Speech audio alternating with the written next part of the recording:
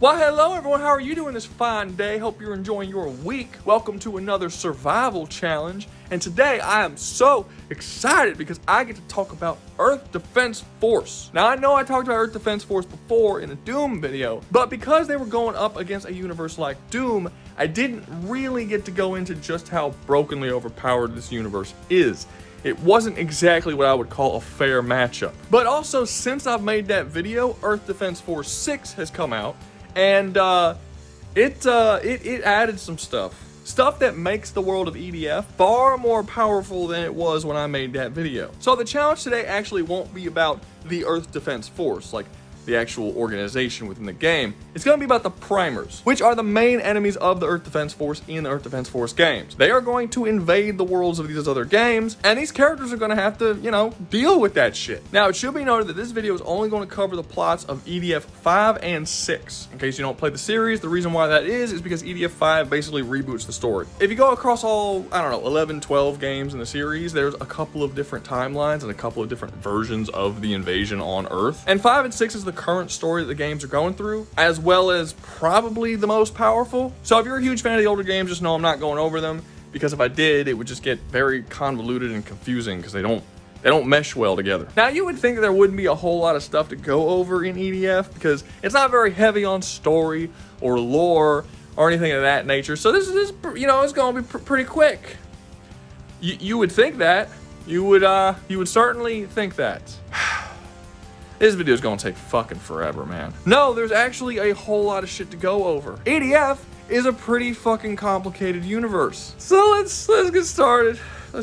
So before I made this video, I made a post saying that the video was going to come out because as I've been having this YouTube channel, I've been getting pretty fucking ballsy, telling people that the videos are going to come out before the video is actually done, which is probably unwise on my part, but whatever, I do what I want. And I got a lot of replies to that post saying that this is kind of a dumb matchup. Like, how can you put someone like Dante against EDF? EDF just has a bunch of giant insects. He's gonna slaughter them like it's no big deal. And to those people, I would say, what, did you play like the first fucking level? Saying that the only thing EDF has is giant insects would be like saying the only thing that D&D has are like the fucking basement rats that your DM makes you fight on the first goddamn mission. And then you just completely ignore that universe has mind flayers and devil gods and all kinds of other crazy shit. There's a lot of shit in EDF. Like a lot of shit in EDF. So let's talk about it. First up, let's talk about those giant insects that you think are such bitches. So yes, at the very beginning of the game, you fight giant ants. They're ants that are about the size of like a van, and not like soccer mom van,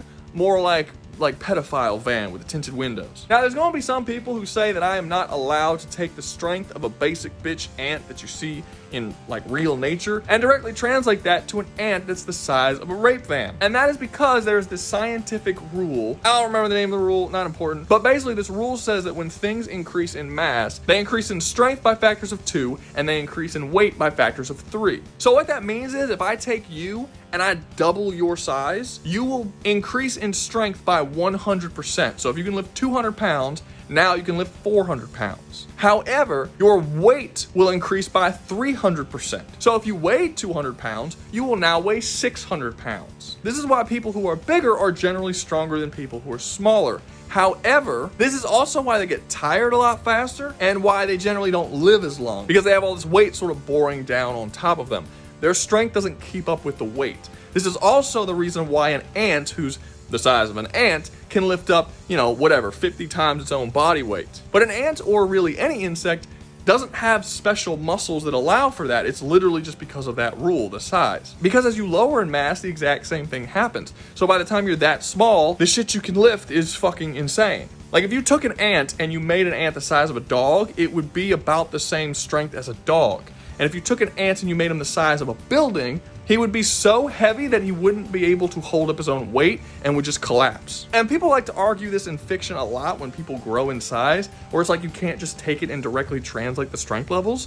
But yes, the fuck you can, because there are ants in this game that are the size of a building. And sometimes very large buildings, 4, 5, 6-story buildings, and they don't collapse under their own weight. There are examples throughout fiction like Ant-Man, Godzilla, fucking Spider-Man, because Spider-Man gets the strength of a spider and can lift up many, many times more than he is, despite the fact that he's considerably bigger. Fiction writers don't give a shit about this scientific rule. They ignore it entirely. If this rule existed, giant monsters in kaiju movies just straight up couldn't exist. In EDF, we see these rape van-sized ants pick up and chuck tanks, smash through buildings, do all kinds of shit that they would not be able to do if that rule was in place. It is very, very clear that their strength is being directly translated from if they were the size of an actual ant, just multiplied. So we can assume that these big ass ants can probably lift whatever a normal ant can, which is about 50 times their own body weight. And considering these ants are about the size of a rape van, we're just gonna be safe and say they probably weigh about as much as a rape van does. However, a rape van is like super empty, like there's nothing in it, it's hollow. So I guess we can kind of assume that they weigh a little bit more than a rape van. Like a rape van that still has its seats in it, you know, before it's properly prepared by the pedophile and has the seats removed, you know, for comfort. They're pretty fucking strong. And these are the first enemy types you come into contact with in the game at level 1, using your weakest guns fighting the weakest unit. And then later on in the game, when you actually find the nest of the ants underground, you end up realizing that all the ants you've been fighting for the first, 20 levels of the game, have actually just hatched from their eggs. Yes, ants hatch from eggs in this game for some reason. And the whole time you've just been fighting the fucking babies. The full-grown ants are, like I said, about the size of a 4 or 5 story building. So then multiply their shit by 50. And again, this is the basic enemy type. These are the enemies you bring down with your basic fucking handheld weapons. This does not include the massive kaiju that you have to fight. That at the beginning of the game, the EDF straight up says that they don't have any weapons that's physically capable of actually damaging them, despite the fact that the handheld weapons can literally level cities. Then you have the massive big ass robots that are the size of freaking skyscrapers, and they shoot these massive energy blasts that just go through several blocks worth of buildings in a single shot. And then all the different alien race like the colonists, which are huge toad people who, again, are also the size of very large buildings, probably like 8 stories tall. And they leap over buildings and on top of buildings and shoot these giant space guns that, again, topple very large buildings with single shots. Then you have the cosmonauts and all of these other different crazy amounts of energy type, all of which are giants. Like, none of the enemy types are just normal size. They're all the size of just massive fucking buildings, and they're all capable of just destroying city blocks worth of shit with minimum effort. And these are all enemy types that fight against you that are under the primers, but I haven't actually touched on the primers yet, who are fucking broken. So let's actually talk about the primers for a second, because they're fucking goofy.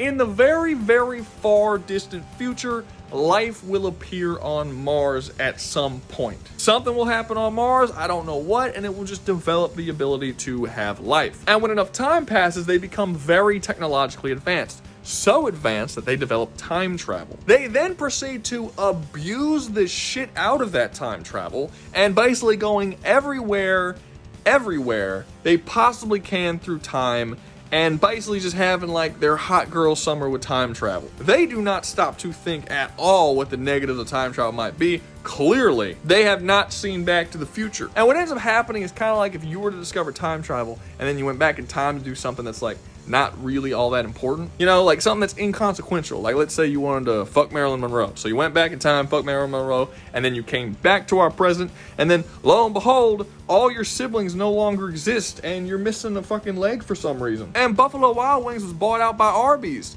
That actually happened in real life.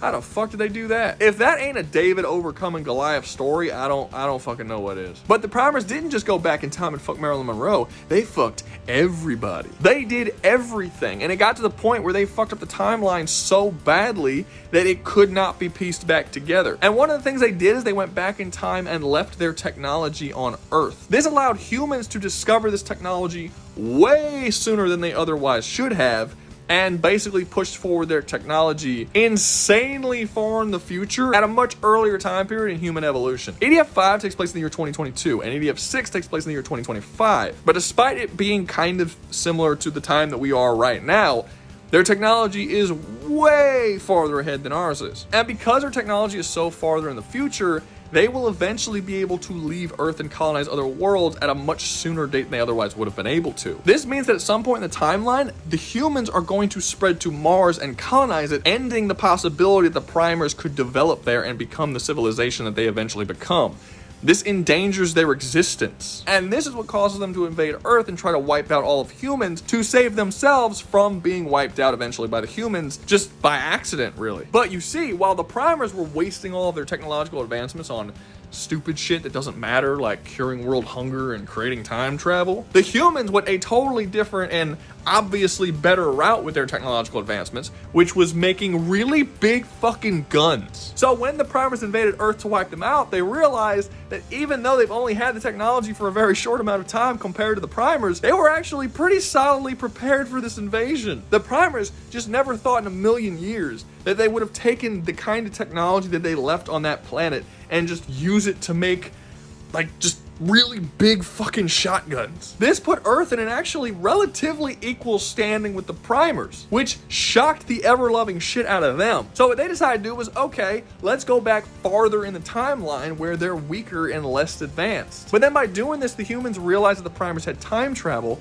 and then decided to basically use their exact same time travel technology to go back even farther in the past and give themselves that technology at an even earlier date.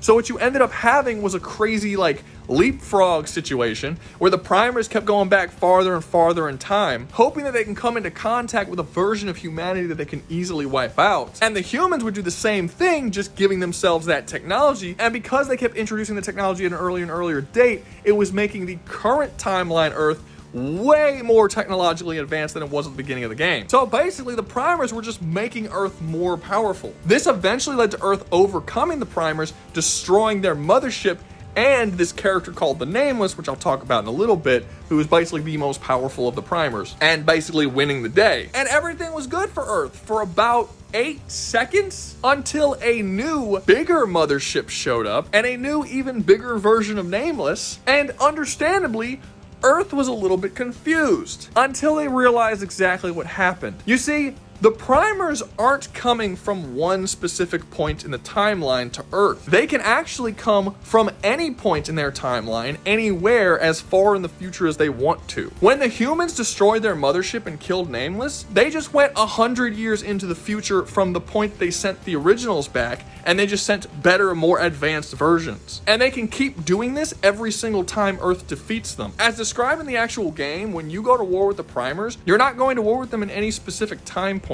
You're going to war with them across all of time in all of existence at the same time. They can literally pull any unit, any weapon, any form of technology from anywhere in the timeline as long as they exist. And it should be noted that the primers evolve significantly faster than humans do. Not just in technology, but also in biology. For instance, Nameless is one character. He's just a primer. He's the oldest primer, he's the strongest primer, but he's just a primer. After he's defeated by the Earth Defense Force, they go 100 years in the future from the version that they originally fought and sent it back, and that version is 4 times the size of the previous one with a whole new slew of powers that the previous Nameless didn't have. In just 100 years, a primer can evolve more than all of the human race has in the entire history of its existence. And this is where we're going to talk about Nameless. Nameless is so powerful that when he comes back in time at Earth, far back enough in the past, they start worshiping him as a god. He is a massive skyscraper-sized being that can basically do anything he wants to do. In the game, when you're actually fighting against him, it doesn't seem like a whole lot.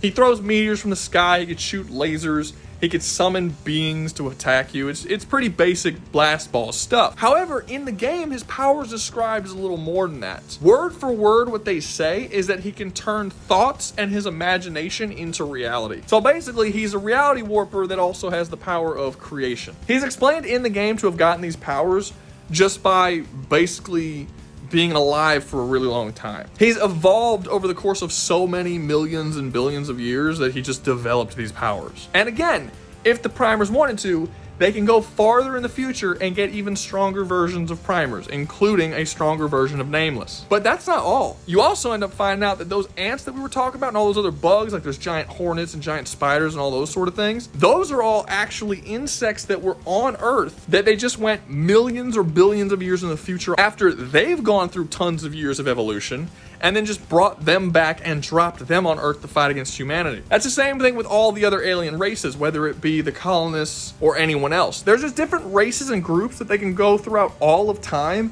and just grab them from anywhere they want and just drop them off on Earth to fight against the EDF. This is the true strength of the primers, the fact that they really can't be killed, and they have literally limitless units from anywhere they want across all of time, across anywhere in the entire universe. The only way to defeat the primers is to eliminate them across all of time at the same time. And maybe you're wondering, did Earth Defense Force actually beat them? How the fuck did they do that? And yes, they did, and I'll explain it to you right now. After Earth realizes that they can't defeat the primers, because every time they do, a farther future version of them will just come back that's even stronger, they decide to do something pretty drastic. They end up basically nuking all of Mars. It's not actually a nuke, it's like toxic gases that they cover across the entire surface of Mars. And they do this for the purpose of permanently creating a toxic environment in Mars so that no life could ever form there. This makes it impossible for the primers to ever come into existence. And you'd think that, okay, this would work, the primers would die, but they didn't. And the reason why they didn't is because by humans doing that, they created a time paradox. And basically what I mean by that is that if the primers never came back in time and left their technology for humans to find, the humans would have never been a threat to the primers would have never started the war, and the humans would have never bombed the fuck out of Mars. Ergo, if you do something to Mars that erases the possibility that the primers can exist, you wouldn't actually have access to the bombs that you used on Mars to begin with, nor would you have the mindset to actually do that to Mars. Basically, in order to nuke Mars, the primers have to exist. One cannot exist without the other, and this created a time paradox. And then this is where another kind of cool aspect of the game is introduced. So, time is sort of revealed to kind of be a living thing. It doesn't have a personality, it can't talk or anything like that, but it is sort of alive and it sort of has a consciousness. So, basically how time tries to fix this time paradox is it essentially chooses one representative from the primers and one representative from Earth. And it says, look, you two just fucking fight it out. Whoever wins, their race gets to exist, and time will literally erase the other species from existence, fixing the time paradox. And that's exactly what happens. It chooses the Nameless for the primers, and it chooses a team of EDF fighters known as Storm 1 on the human side, and then they just fight it out. And after a long, grueling fight, Storm 1 overcomes the Nameless, and then time just decides to erase the primers from existing or having ever existed. The only thing that's left of them by the end of the game is their technology that they left on Earth. Because if you deleted the technology, it would then cause another time paradox. This makes me super excited for EDF 7 because not only does the main villain of the franchise not actually exist anymore, but Earth actually has way more technology than they ever did before. So I think we're probably going to see some pretty fucking cool guns in 7. And they're going to be fighting against a whole new threat, which, again, really fucking cool. So in summary, what are the primers and what can they do? They're a super far off future alien species that can pull in anything they want to across all of time as many times as they want without any real limitations, who evolve at an extremely fast rate, and killing someone at one point in the timeline does not necessarily mean they don't exist at a further point in the timeline, because time fuckery. My point is, the primers are strong as shit. And if you came in this video thinking that it's going to be a complete wash for the heroes, I hope you have now been properly educated. First up on the chopping block, we have Ryu Hayabusa, the worst ninja in fiction. And I'm not saying this is a negative on the character or the game or anything. I'm just saying it because he's not a ninja. He doesn't do anything ninja-like. I don't think at any point in the entire series has the thought even once occurred to him to try and use stealth. He doesn't. He doesn't disguise himself to get into places. He doesn't manipulate. He's not an assassin. That ninja suit he wears solely exists to look cool.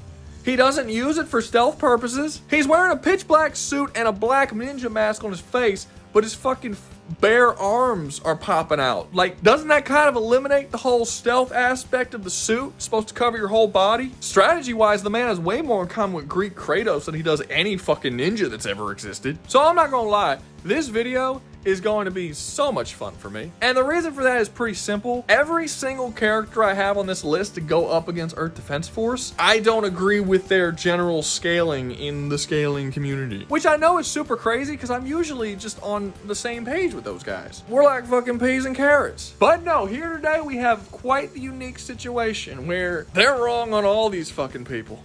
So let's get into that. Ryu Hayabusa was a young man who was a son of the leader of his ninja clan. And one day during his training, he got some bad news that his village was under attack. And he had to go and fucking see what was going on. And once he arrived over there, his village was being burned and everybody was dead. And he fought this big faceless samurai guy who had stolen his father's sword. And then he fought the dude and he got his ass beat, but he was fine. And then after a couple of weeks of healing, he's like, I gotta go find out why they attacked our village, killed everybody, and get my father's sword back. And boom, he had a whole fucking franchise that kicked off because of it. Well, okay, back up a second. So there's two swords here. There's the Dark Dragon Blade, and that is protected by the Hayabusa family, and more specifically Ryu's father. So it's sort of his father's sword, kind of, but not really. His father's sword is the Dragon Blade, which eventually becomes the true Dragon Blade, which is gifted to Ryu. These are the two strongest blades that he has, and these are the weapons that make people super fucking wank Ryu in every conversation that they have. So in the game, there's this big ass fucking dragon god, and it is stated that the dragon god can split the earth in half. Throughout the games, Ryu overcomes this dragon god as well as similar strength beings using weapons like the Dark Dragon Blade and the True Dragon Sword. What they completely ignore is that both of these weapons are stated to completely ignore durability. It's stated that the Dark Dragon Blade can cut through literally anything, and the True Dragon Blade is stated to also be able to cut through literally anything, but also has the added benefit that it can instantly kill any evil being in one hit. So people say that because he used these swords and killed that dragon, that would make him planetary along with the dragon god that he killed. And this is an example of one half of the reason why me and Scalers don't get along. They lack any form of story comprehension skills whatsoever. Stories throughout all of fiction are filled with characters who are not as strong as the things that they overcome, but through strength of will and luck and a bunch of other factors, they are capable of overcoming it and defeating these greater threats. These are the type of people that would see the story of David and Goliath and then say that David and Goliath should be scaled to the same place. No, they shouldn't. That's the whole point of the fucking story. David is nowhere near the strength of Goliath, and he never will be. But through his own determination and the assistance of God himself, he was able to get a lucky hit in and overcome this greater threat. It's sort of a similar situation here. The dragon god that Ryu fights would absolutely slaughter him. He would one-shot him. Ryu is incapable of even damaging this person. The only way he wins is by using a magical sword that is specifically designed to kill him, and he uses that to hit him and kill him. Pretty simple stuff. This does not mean that Ryu is not capable of being super murdered by someone who's like small building. Even after he gets the sword, he is still severely threatened by guns. And when I say severely threatened by guns, I mean severely. He's not even a character that can like blitz past people as they're firing at him and shit. There's even a point in one of the games where he has to go buy a bunch of soldiers and they're all armed, and he out loud states that he can't face that many people armed with guns. So he devises this plan where he creates like this big ass fog in the area, and then he goes and he kills them all in the smoke where they can't see him. But even then, that's one of the hardest fucking levels in the game, because if they spot you, they shoot you instantly and basically kill you in one shot. This is a running theme in the Ninja Gaiden games, where you die very quickly if you get hit. That's why these games were talked about before Dark Souls came out, that they were like the hardest fucking games you could play. Ryu's power comes from his combat skill, not his just devastating power. And the Dark Dragon Blade and True Dragon Sword that he uses should not give him planetary levels of power. It should simply give him durability negation, because that's all it's designed to do. The game literally tells you that's what it does. So having said that, how would Ryu do if they were invaded by the primers? And this sort of depends. I think if you put him against any character 1v1, he's gonna win. Even against the Nameless, who I would normally say Ryu wouldn't even be able to harm, he should be able to with the True Dragon Sword and the Dark Dragon Blade. Again, because they negate durability. The problem here, and the reason why Ryu's not really gonna do all that well, is because he's not going to be fighting 1v1. He's gonna be fighting massive armies of guys who are armed with all sorts of crazy space guns, a fucking 1,000 giant ants that completely overpower him in terms of strength, and honestly, he's gonna have to be really fucking careful of what weapons he uses. Like, honestly, I don't think he'll be able to use the True Dragon Sword, because the True Dragon Sword's weakness is that it only kills evil beings. Now, in his own game, game, he could basically use it against anybody, because every single person he uses it against, they're evil. There's only one instance I can think of where he tried to use it against someone that wouldn't let him because that person wasn't evil. However, if he's fighting an army of ants, would they register that ants is evil? They're just ants.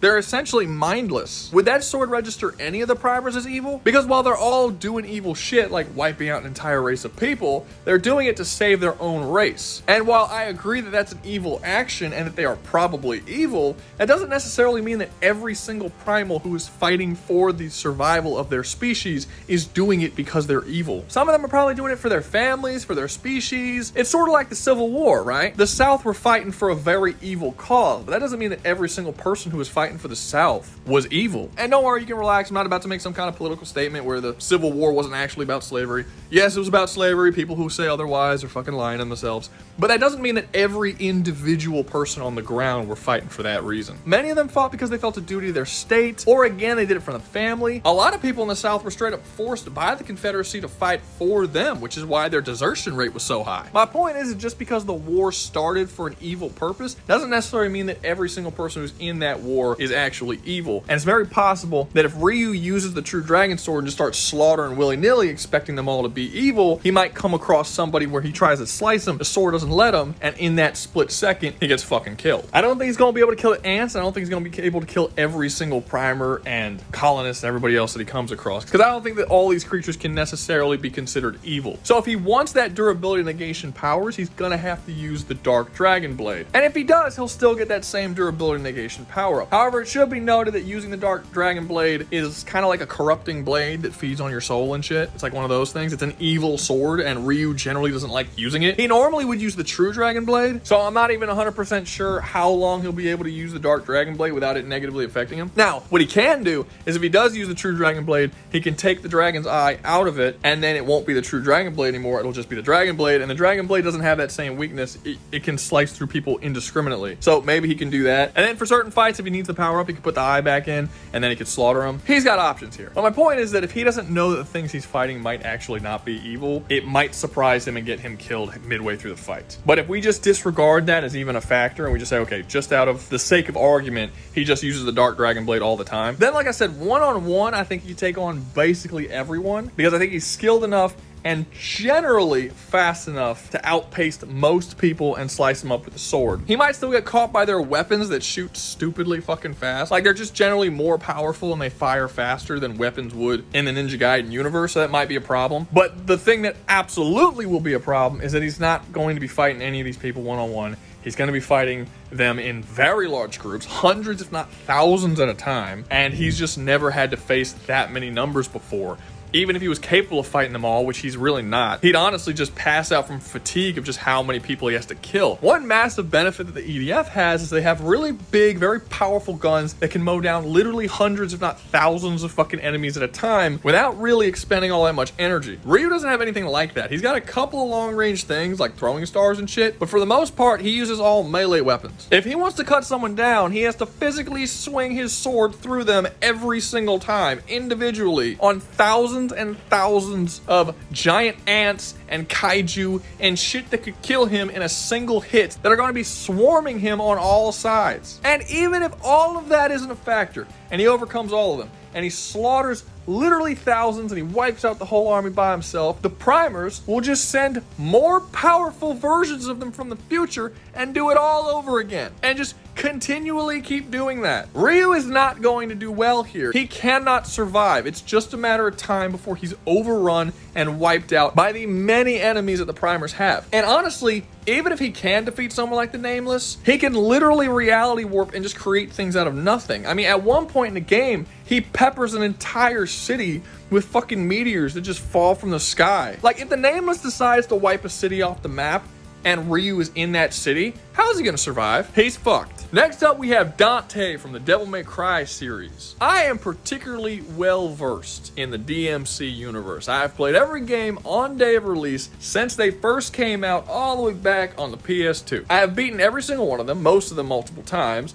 Couldn't play 2 more than once. That shit was a trash fire. I have not read most of the books and manga, and generally I just really like the series a lot. So when I stand here and I tell you that the Scalers are talking out their fucking ass when they say that Dante is a multiversal level being, you can trust that I'm being honest. But I'm gonna do you one better than that. I'm going to explain exactly how they're talking out of their ass. And this brings me to the second half of the reason why me and Scalers don't get along, which is essentially when evidence is given for a particular claim, Scalers will take that evidence and they will stretch it to mean the most possible thing it could possibly mean, whereas I take it as it meaning the least it could possibly mean. So let me give you an example. Within the DMC scaling community, there is a common claim that there are multiple characters that were going to destroy the demon world. And the demon world is stated to be infinite, ergo, these characters are universal bare minimum. They can destroy an infinite universe. That's their claim. And where does their evidence come from? Well, there's a manga that talks about the underworld as being endless darkness. That's it. That's all of their evidence. The people who are making this claim either are playing stupid or don't know what the word endless means. Endless does not mean infinite. It can mean infinite, sure, but endless darkness, you could be talking about a place that's always dark. You could say that it has endless darkness. If you're standing on the beach and you're looking out at the ocean, you can say that the ocean is endless. And that would not be wrong. Endless does not mean infinite. It means you can't perceive the end of. Calling something endless darkness does not mean it is infinite in size. But the DMC scalers will completely disregard anything that I just said because they want it to be infinite in size, because that way they can jack up Dante's numbers. In fact, the claim that Dante is multiversal in DMC universe isn't even possible because DMC doesn't have a multiverse. This information is reiterated to you constantly. At the beginning of time, there was one universe. There was the darkness and there was the light. The darkness started doing some fuck shit with the light, so then a barrier was put up to separate them. But the DMC universe is not two universes. It's one universe that's divided in half. If you build an extra wall in your house, you don't suddenly have two houses. It's still one house, one building. People argue against this by saying that the underworld's time moves at a different rate than the time of the human world. Okay, so that's how it works in our universe too. If you go to a place with a higher level of gravity, time goes by faster than if it's lower. That's an actual scientific theory that exists here today. That's what the fucking movie Interstellar was all about. He went to another planet and then time moved super fast and his daughter, over the course of a couple of days, became like a fucking adult. That's what the whole movie was about. That doesn't have anything to do with universes. Time can move differently in different areas. Oh, but there's an item in DMC that you find in the underworld that talks about the space-time continuum. And then there's a separate one that you find in the human world that talks about the space-time continuum. Okay, does it refer to the space-time continuum in the human world and demon world as being two separate ones? Or did you just find an item in two different locations that talk about a space-time continuum but doesn't actually explain anything about it? That's rhetorical. It just mentions that there's a space-time continuum on both of those items. It doesn't say where they are or how they function. Like, the evidence for the DMC shit is so fucking weak. Most of the time it's taken out of context. It ignores the context. It adds context that wasn't there before. Like, I have heard some of the weakest arguments when it comes to DMC. In the novels, Dante fights a man who is said to be above the concepts of space and time. No, he didn't. What happened in the novels, the guy that Dante was fighting started to get a bunch of visions. These visions were just random images that he didn't understand. And the way it's worded is that while he was seeing these images flashing in front of his face, he had no concept of space or time, meaning he didn't know when or where those images were taking place. It doesn't mean he's suddenly above all of space and time. But okay, let's assume that I'm right and it's not actually destroying a universe and all this different kind of stuff. Okay, let's just assume that, right? Well, the guy was still going to destroy the entire demon world. So that means that at bare minimum, he's still destroying half of a universe. Based on what? Because it says he was going to destroy the demon world? What does that mean? What does world mean? Does it mean universe? Does it mean planet? Does it mean killing all life there? World is a very vague word that can literally mean anything. If I go to your house and I kill your family, and you say I destroyed your world, that would be accurate. You would be using that word appropriately. That doesn't mean I destroyed a universe. We don't know how big the demon world is. We don't know how it was going to be destroyed. In fact, the person who said that they wanted to destroy it has been in the demon world for, what, millions of years at this point? And the whole time he's been there, he has not destroyed the demon world despite the fact that he's there? So how was he going to destroy it? What added power was he going to acquire that was going to give him the ability to do that in the first place? How long would it have taken him to do that? What does this destroying the demon world mean? If he completely laid waste to everything in the demon world, where it was just basically in a post-apocalyptic world where all life was gone, that would be destroying the demon world. That's what post-apocalypse means. It means the world was destroyed and now this is what you're left with. Mad Max is a post-apocalyptic world because the world was destroyed, but the planet's still there, the stars are still there, the universe is still there. Y'all are taking extremely vague wording and you're reaching to its most extreme meaning on purpose to, again, boost your fucking numbers. In reality, the biggest thing that Dante has destroyed is the Yggdrasil, the big ass tree in DMC 5. And he had the help of Virgil, and Virgil has a sword that negates durability. The second biggest thing that Dante has destroyed was a giant stone pillar thing in DMC 4, which, guess what? He also used Yamato, which has the ability to negate durability. Dante does not have anywhere near planet destroying, universe destroying, multiverse destroying. No character has. Not Mundus, not Argisax, none of them. They've all been talked about possibly destroying it, maybe, but it's been very vague on what they mean by that. So anyone who's telling me that I'm ignoring the lore and I'm not looking into the lore right, no, I've read it all. I know everything the lore can say. The only difference between me and you is I'm actually taking it for what it says and I'm not putting my own meaning onto it. Dante is not multiversal. And the thing is that the wanking goes even farther than that. Even if I were to give you guys the benefit of the doubt and say, okay, he's multiversal. He's not, but even for the sake of argument, if I gave you guys that, y'all still want to go even farther and wank and make up a bunch of shit about his just general powers that he doesn't have, just making shit up. I've heard arguments that it says in the lore that the demons from the underworld cause madness in anybody who lays eyes on them. So they have passive madness manipulation. And since Dante is a demon, he also has passive madness manipulation from just getting seen. One, we've seen that's not true, as humans fight against demons all the time without going mad. And two, Dante has literally never once shown making anyone go mad ever. And the wording it actually uses in that bit of lore is not, they look at them and go mad. That is not what it fucking says. Y'all made that shit up. It says that people that go to hell and experience the demons do go mad, but there's no evidence that it's because of some sort of madness manipulation.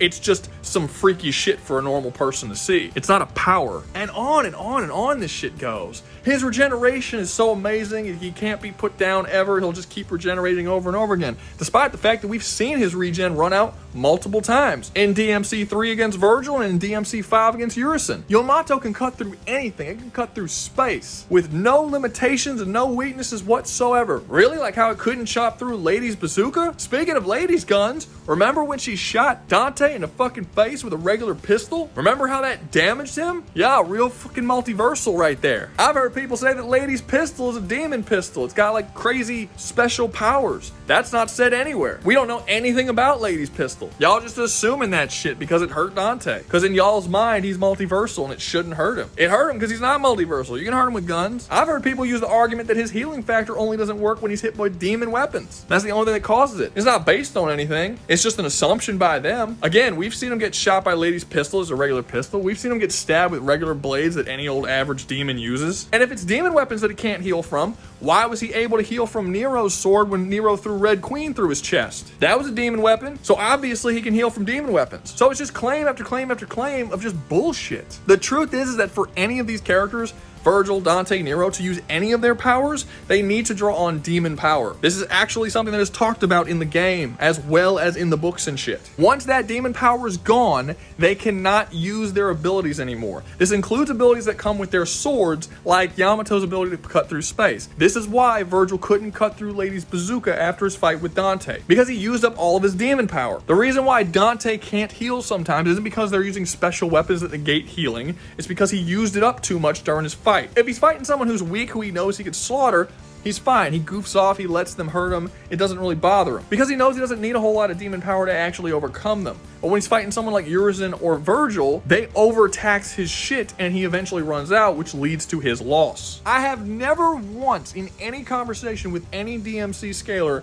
ever hear them mention demon power at all. Not even that it's something that's limited and can run out. I've never even heard them talk about it, but it's something that is clearly spoken about in the games and the books and the manga. Just more shit they like to ignore to boost the numbers. So after talking about all of that, how well will Dante and them actually do against the primers? They'll do fairly well. And this is one of those ones that I think it doesn't really matter whether we're talking about Dante or the world as a whole. They're probably going to do about the same wellness. I mean, I kind of think it's going to be the exact same situation that Ryu had, just kind of for a different reason. Unlike Ryu, Dante will actually be able, because of his speed and strength and just general skill and power that's superior to that of Ryu, he'll be able to take on armies of primers and insects and every kind of unit they can throw at him for a very, very long time. But eventually, that demon power is going to get overtaxed and he's going to run out. And when he does, he's not going to be able to fight him anymore. He's going to be overrun and killed, much the same way Ryu was. And honestly, when it comes to units like the Kaiju, who aren't even the strongest units that exist within the primer hierarchy, who cannot be harmed by city-wide airstrikes,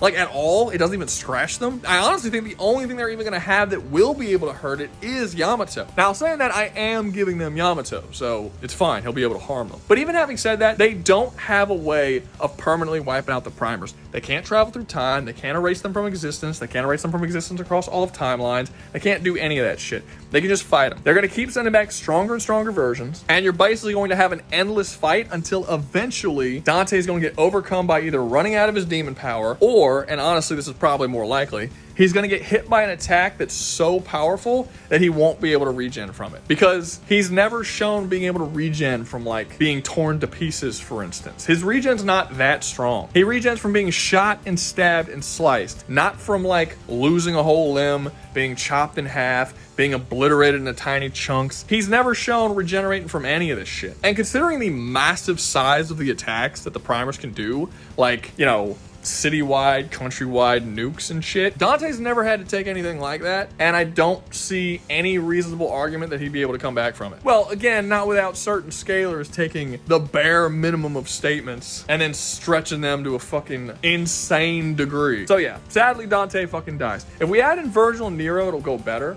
but honestly, at the end of the day, I still think they're going to reach the same conclusion. And also, this is an interesting one. The primers will actually be more powerful if they're in the DMC universe, because the primers like to go throughout all of time and find enemies of the people who they're fighting against and use those enemies against them. Dante was able to overcome characters like Mundus and Urizen and Argisax and all these people, and that's cool, that's fine. He could probably overtake them again, but what if the primers decided to, say, get 50 Urizens from across time and bring those in, you know, or 200 or 1,000 or 1,000,000 Urizens and just drop them onto the DMC Earth to all fight against Dante at the same time? Then it's not even a question. Even people who do believe he's multiversal would not argue that he could take on 200 fucking Urizens. So boom, primers win whether or not Dante is multiversal. Next up, we have Alex Mercer from the Prototype series, and this one's a little different than Dante. It's not so much that people wank his character. They're relatively accurate on that part. It's just there are certain details about his character that people seem to just ignore, or at least just don't think about. Alex Mercer's a guy that works for this company called Blacklight, and then Blacklight creates this weird biomass virus thing that when it infects people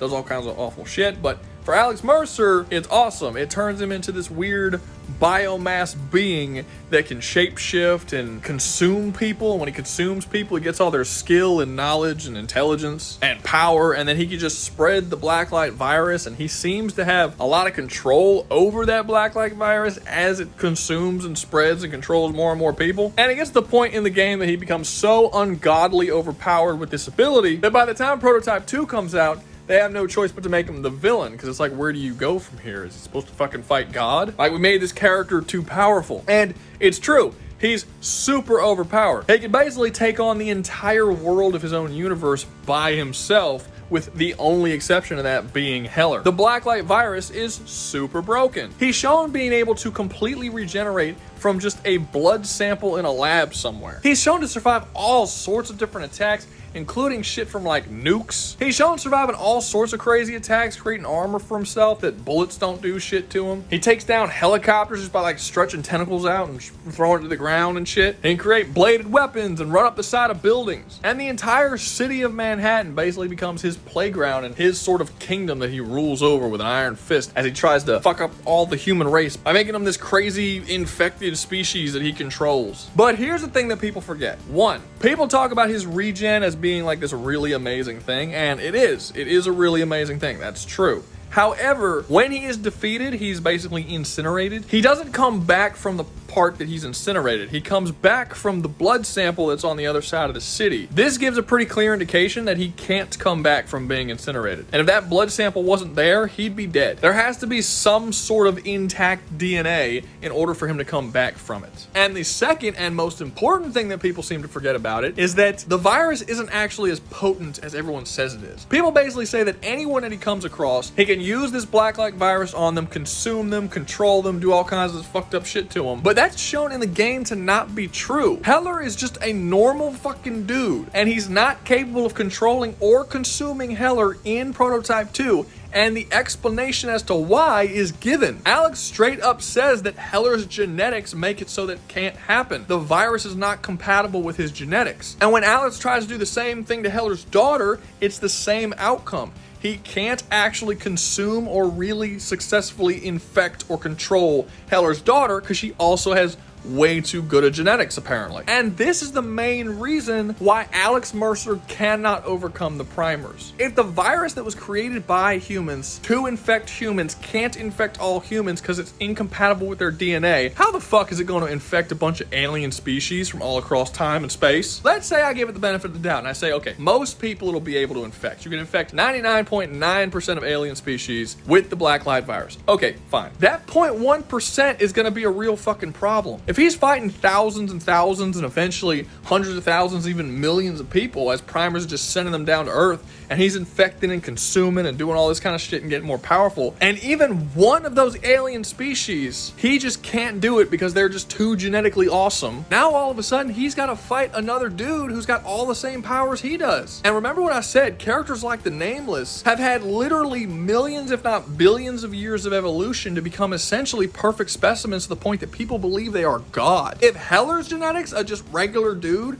was too fucking batshit awesome to be infected by the blacklight virus, what makes you think the Nameless would be? What makes you think most of the alien species that the primers utilize to attack humanity will be? It's just not as effective as people claim it to be. Now, in a 1v1 fight, I think this works okay. Like if you're debating a 1v1, the person who you're debating against would essentially have to prove that they would have that perfect genetics that Alex could not control them or consume them. That's fair. But if you're going up against an army, which is the case here, I don't really have to put much of an argument because it just needs to be one. Because everyone's got different genetics and eventually he's going to reach someone who has genetics that it's not going to... Like, the more people he fights, the odds of him interacting with someone else who has genetics that he will not be able to infect go up. And when you're talking about the primers, where they literally have limitless people, the odds of that happening become 100%. So what's going to end up happening is you're going to have a bunch of Alex Mercers working for the primers, except they're like fucking 40 stories tall and shit. And even if Alex is more powerful than them when they first start appearing, eventually they're going to pass him up, which isn't necessarily likely because they started off at a much stronger point than him, a basic fucking human, did. The odds that none of them are going to pass him up are pretty fucking low, wouldn't you say? But even if that wasn't the case and literally no alien species across all of time and space is ever going to be immune to the virus in the same way that Heller was, you still have the fact that the primers have weapons that can completely disintegrate Alex Mercer and he won't be able to come back from that. Now, Alex will be able to survive for a really long time because he'll be able to consume all of the new alien races that are sent to the planet. So he'll be considerably stronger against the primers than he ever was against humanity because he's just fighting more powerful creatures. But that's not going to last nearly as long as you think, especially if there are some of the aliens on the primer side that get the blacklight virus. I mean, think about this, okay? Let's say he fights 100,000 people. One alien, just one, has that special sort of genetic advantage that Heller did that allows him to control the blacklight virus. Okay, fine. Now all the primers have to do is jump into the future like 1,000 years and grab that same primer that was infected with the virus, but now they have 1,000 years of experience in absorbing people to where they are significantly stronger than Alex is, and they pull that person into the present time and just have them go instantly kill Alex. Alex and Heller only had that virus for a short amount of time. If one of the aliens get it and they can literally pull that alien after he's had over 1,000 years of experience using it, he's easily going to dwarf the power of someone like Heller and Alex. It's not even going to be close. Are you guys starting to see that this whole pulling other units from other places in time is a broken fucking power to have? Last up, but certainly not least, we have Rick Taylor from Splatterhouse. Now, normally I would order these characters from the character I think will do the worst to the best. Rick Taylor is not last because I think he would do the best. He's last because he's kind of the wild card character that I'm not 100% sure on. There are certain things that exist within Rick's world that make it seem like he should be monstrously fucking powerful. For instance, one of the bosses he fights in the game is called the Evil One. The Evil One is said to be this being that is over this alternate dimension known as the Void, and the Void is an infinite realm of darkness and dark magic to which he has unlimited control over. So by that description, it seems like he's universal, right? Easily. The problem is that Rick fights him on Earth. He doesn't have his full power. It's said he doesn't have his full power. And Rick really just beats him by like punching him to death. None of the dark magic that the Evil One uses is all that impressive in the actual game. And we don't really see the extent of what that dark magic can do. We don't see the extent of his control over the Void. So like, how much control over the Void does he have? Can he literally do anything?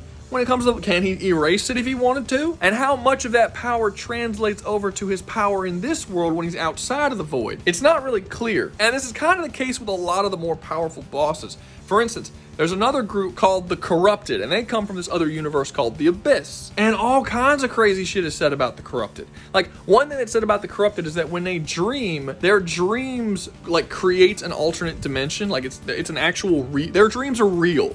They're a real thing that actually become created. And when they wake up, those dreams erase, essentially. They create a universe when they go to sleep, and when they wake up, they erase that universe from existence. Basically, it's like a play on the idea of the whole Azathoth thing, where people talk about how when he goes to sleep, the entire universe is just his dreams. It's like a smaller version of that. So you would think, okay, these characters are creating universes every time they sleep, every single one of them. But how does that properly translate into a fight where they get into a punching match with Rick Taylor? Does their dreams becoming reality, where they can only make these realities when they dream, translate into the real world as physical attack power? I don't see how it would. In terms of the actual story of Splatterhouse and what Rick Taylor actually has to face off against, there's really nothing super over-the-top impressive like the stuff that is stated about the characters. It almost seems like all of the powers that the writers of the game gave all of his enemies are specifically designed to sound super important, but not be viable in the fights against Rick.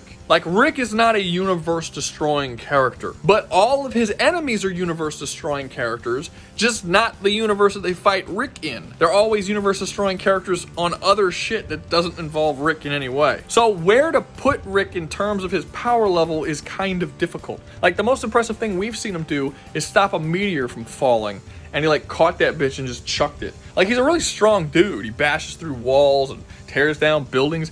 He's like a little fucking undead Hulk creature. He's really powerful. I would argue that he's probably physically more powerful than somebody like Alex Mercer and Dante. Not saying that he would necessarily beat them in a fight, but I think physically he's probably the strongest character on this list. And unlike somebody like Dante, who has a limit to his healing ability, Rick Taylor really doesn't. His limit is that blood splashes on him, and when blood splashes on him, he then absorbs that blood to increase his strength as well as heal himself. And there doesn't seem to be any limit to how much blood he can absorb to keep healing and keep strengthening himself. So kind of the opposite of Alex Mercer, where the more people he fought, it was kind of worse for him because it increased the odds that he would infect someone who would be immune to the virus, which would screw him over. Rick Taylor, actually, the more people you throw at him, the better off he is. In a one-on-one fight, he wouldn't do nearly as well. Like, if he's fighting against just the Nameless might actually be able to really fuck him up, and he won't be able to heal all that much unless he damages the Nameless, which he probably would be able to do,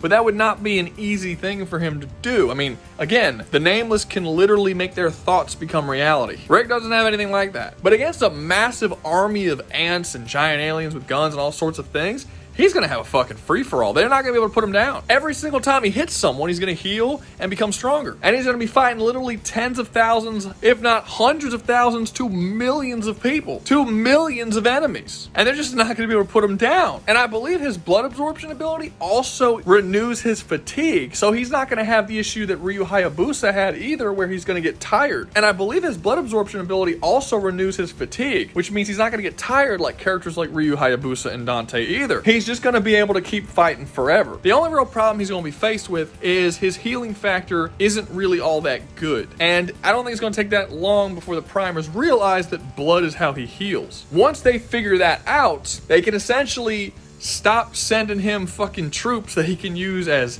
essentially health pickups, and they could just bombard him from fucking space until he's so damaged he's collapsed and can't come back. Then all they have to do is remove the mask from his face. You also have the fact that Rick Taylor is not the one who's powerful. It's actually the mask that he wears called the Terror Mask. So if they remove the mask, it basically loses its entire threat level. So that's probably what I think will happen. They'll probably figure out that this dude is healing via blood and getting stronger, and they'll try to fight him by, one, using units that don't have blood, like they have a lot of robotic units, or two, just bombard his ass from far away, so they can avoid constantly strengthening him. I mean, in Earth Defense Force, there are multiple areas that you have to play through that they just drop giant skyscraper-sized robots, like in a lot of them.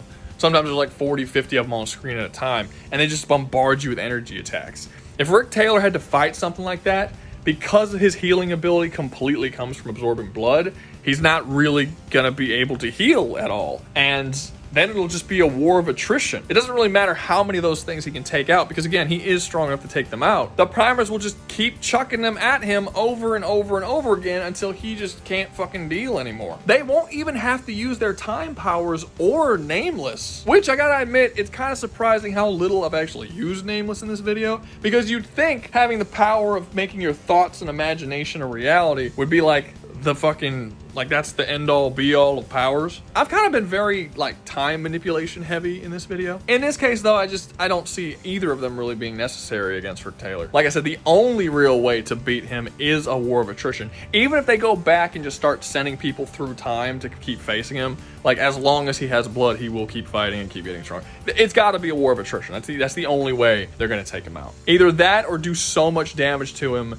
that he just straight up can't regen. Like remove his arms and legs so he can't harm people and absorb blood. Something like that. But yeah, war of attrition. Definitely war of attrition. And if you think I did like the opposite of wanking anywhere in this video, like I clearly undersold people and I was holding back on some of the things they can do, just know that again, with the whole Nameless being able to just alter reality and shit with thought, if I wanted to go as far as you guys like to go with the Dante shit, but I did that with someone like Nameless, I could literally just say, well, okay, with a thought, he erased all of reality because it says he can do whatever he wants with his thoughts. But I didn't give him all that because there's not enough evidence. Because unlike you guys, I actually require evidence to make claims. Funny how that works. But if you do have issues with the things that I've said, I have a stream every Saturday at 7 p.m. where we make tier lists and talk about different characters and movies and stories and whatever.